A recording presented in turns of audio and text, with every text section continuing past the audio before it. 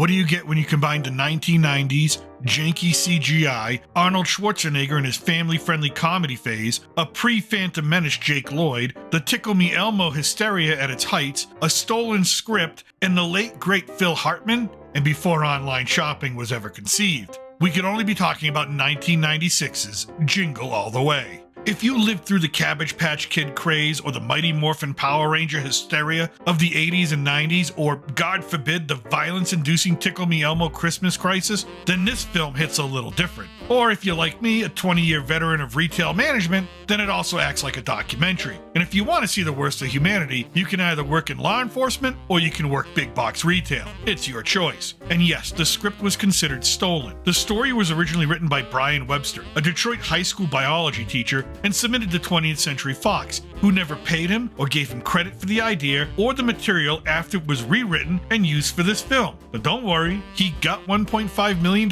for his trouble, although it was after a lengthy court battle. Now, the film did not garner a great reputation when it was released. Sure, it more than doubled its budget of $60 million at the box office, but the director had to wait decades before anyone gave him a shot at helming another film. It's cheesy, like I said, the 90s, the visual effects are cordially described as vintage, and the story is silly, even though it is supported by many elements of truth behind it. It has managed to become more beloved and cherished as the years moved on, and now, almost 30 years later, it still delivers laughs and hits the Christmas nerve. To this, we owe a lot to Sinbad, a stand-up comedian who hit it big in the mid-90s. His interactions on screen with Arnold Schwarzenegger were almost entirely improv, forcing Arnold to improv his reactions. In fact, Arnold is the least entertaining actor in the entire film. His other counterpart, Phil Hartman, also overshadowed Arnold during their scenes. Throughout the film, Arnold is forced to react, never actually taking charge or control of any situation until the very end, which is why the film may not have been the right vehicle for him. However, it still works because seeing the legendary action star get his ass kicked over and over again is a twist that in the mid-90s was fresh, new, and everybody could enjoy.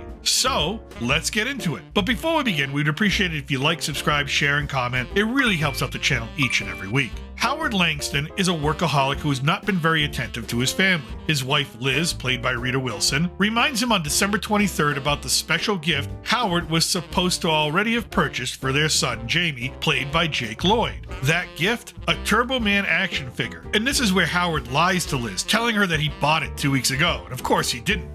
Howard now finds himself in the unenviable position of having to battle Christmas Eve shopping mobs in a quest to find Turbo Man, which he quickly finds out is sold out everywhere because it's the hottest toy in the history of all consumerism. And as Howard struggles to find Turbo Man, he is beset with multiple obstacles and enemies, particularly Myron Larrabee, a postal worker who's out of his mind and also on the same quest for Turbo Man, played by Sinbad, who shed a lot of his family-friendly image to play the antagonist of this film. Meanwhile, as Howard is away shopping, Ted, Howard's neighbor, played by Phil Hartman, comes across as the perfect beta male father, attempting to move in on Howard's marriage. Ted puts up lights on Howard's home, places the star on Howard's tree, helps Liz finish baking so Liz can relax and take a bath, and of course, he has already purchased the Turbo Man action figure for his own son weeks ago.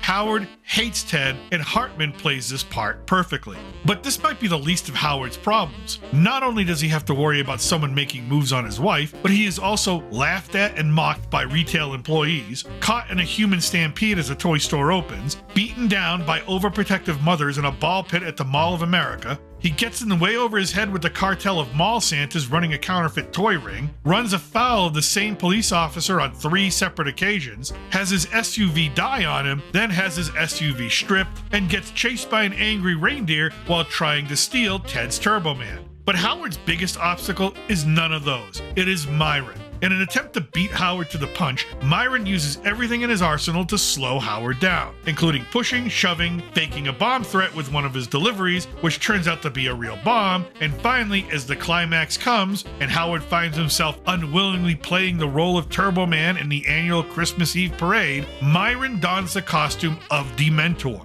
Turbo Man's nemesis, which puts Jamie, Howard's son, in real danger. And this forces Howard to become a real-life superhero to save the day. And yes, Sinbad steals the show throughout the entire movie, and this is not an easy feat when sharing the screen with a Hollywood icon. Now, of course, this is a Christmas movie. It has the mushy, Hollywood ending that family-oriented films such as these have, but it never gets old, just like any other holiday film that you continually watch year after year. And there's a reason why this film, and films just like it, continue to be watched over and over again, year after year. And while Jingle All The Way is not considered the greatest Christmas movie of all time, it remains a film that is remembered fondly by a generation of fans as a story that captured and mocked the consumer psychosis that was so prevalent during the 80s and 90s before online shopping came into existence. So if you're looking for a film this year to make you laugh at the lengths some people will go for the perfect gift, then Jingle All The Way has you covered. And that's what I think. Let me know what you think in the comment section below. If you need more retro movie fun, click on the thumbnails at the end of this video for my retro movie review theater playlist and our look back at the Christmas classic Gremlins. Next week, we will revisit my favorite interpretation of my